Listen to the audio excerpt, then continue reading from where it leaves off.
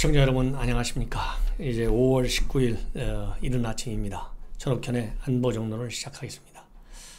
시청자 여러분들 잘 아시다시피 최근에 가장 큰 뉴스는요, 정상적인 국가 발전을 위해서, 우리 국민의 행복과 건강을 위해서, 또 복지를 위해서, 경제 회생을 위해서, 또 외교 안보를 위해서 이러한 정상적인 어떤 국가의 이슈와 관련된 논평을 저는 하고 싶은데, 그야말로 지금은 윤미향이가 대한민국을 완전히 정말 삼키고 있습니다. 그야말로 블랙홀로 빠져들고 있어요.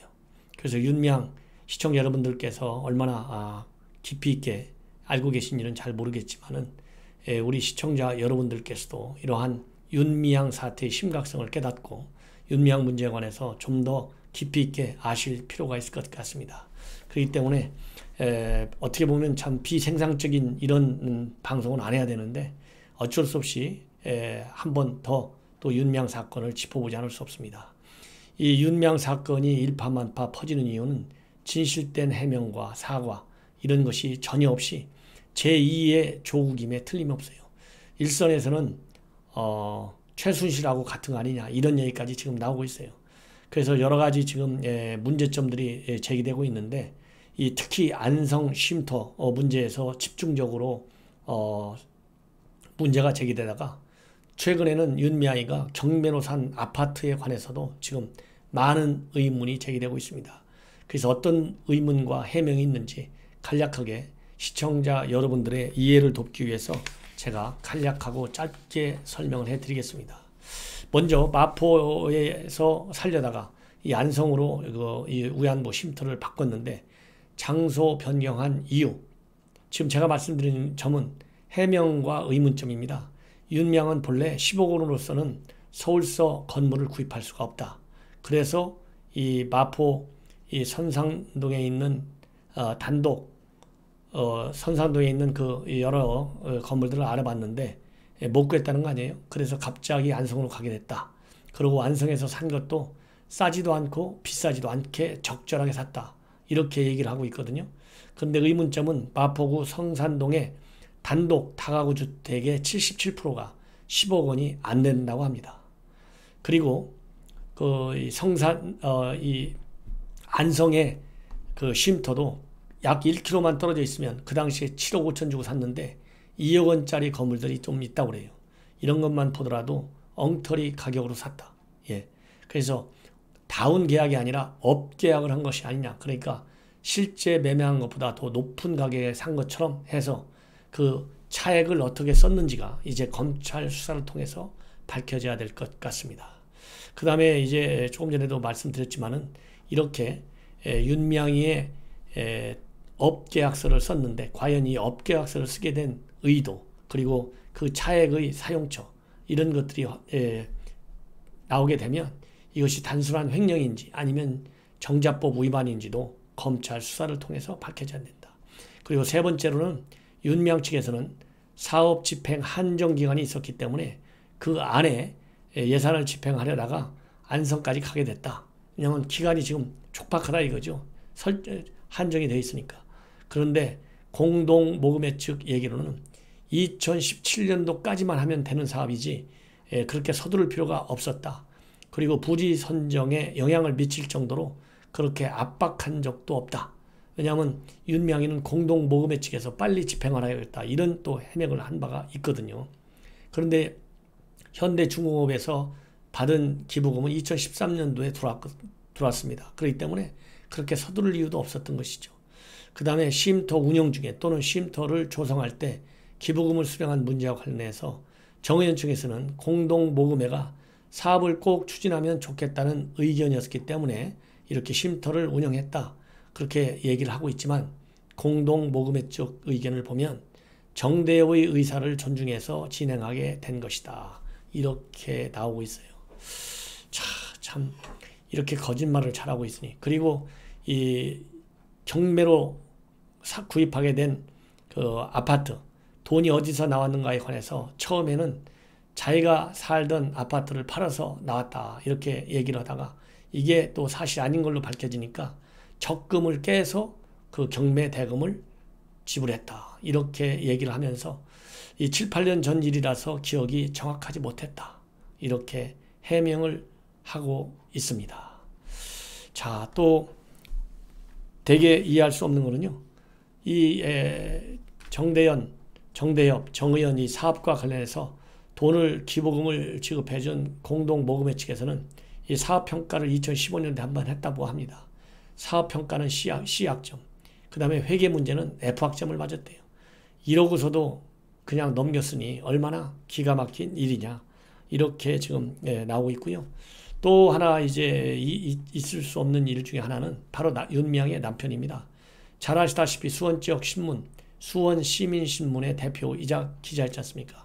그런데 이 사람이 경매로 산 아파트 입주자 대표로 선정이 됐는데 여러 가지 허위 사실을 유포한 혐의, 관리사무소하고 온갖 정말 제가 본 방송에서 입에 담기 어려울 정도의 많은 갈등과 수준 이하의 행동으로 인해서 입주자 대표 회의에서 탄핵을 당해가지고 임기도 채우지도 못하고 입주자 대표자 자격을 박탈당한 일이 또 발생했다고 합니다. 그런데 이 경매로 취득한 아파트는 3,000세대가 넘는 아주 대형 아파트 단지라고 합니다. 그러니 이런 남편의 그런 행태, 그러니까 본인이 기자라는 거죠. 기자라는 지위를 이용해서 이 관리사무소를 압박하고 그야말로 횡포를 부렸기 때문에 이렇게 자격을 박탈당해갖고 나온 사람이에요. 이런 사람의 부인이 정대협서부터 시작해갖고 정의연 활동 30여 년 했다. 그 참 대단히 미안한 얘기지만 정의연 활동이 이 윤미향 하나로 완전히 정말 우리 국민들 앞에 눈을 제대로 뭐라고 그럴까요? 그 NGO 단체의 존립 의미마저 제대로 공정하게 평가받을 수 있을지 참 위태로운 상황에 빠지고 있다. 이런 말씀을 드리지 않을 수가 없습니다. 이러다 보니까 이렇게 일파만파로 윤미향과 관련된 의혹들이 계속 퍼져나오니까 당내 분위기도 많이 달라지고 있는데요. 특히 이낙연 당선인이 어제 5.18 현장에서 기자들의 질문 과정에서 상당히 엄중하게 이번 사태를 보고 있고 당과 깊숙이 상의하고 있다. 이런 얘기를 했다고 합니다. 그래서 이 정의연의 부실회계, 위안부 피해자 쉼터 고가 매입, 자녀 미국 유학 자금, 아파트 경매장 출처 등에 대해 충분히 인지하고 있다. 이렇게 얘기가 되는 것이죠. 결국 언론을 통해서 나오는 것을 다 자세하게는 모르지만은 그 흐름을 잘 알고 있다. 이렇게 지금 밝히고 있어요.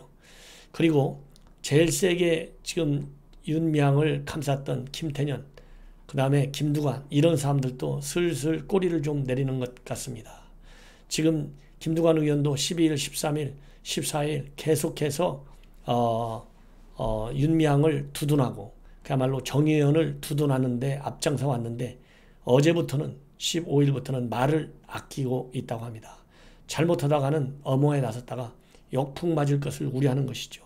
그리고 16명, 이 김상희 의원, 그 다음에 남인순 의원 이런 사람 16명이 집단으로 성명까지 발표하면서 윤미향을 감쌌는데 이제는 상황이 달라지고 있기 때문에 이 사람들도 말을 좀씩 바꾸고 있고 고민정, 이수진 당선인들도 입장을 조금씩 달리하고 있다고 합니다.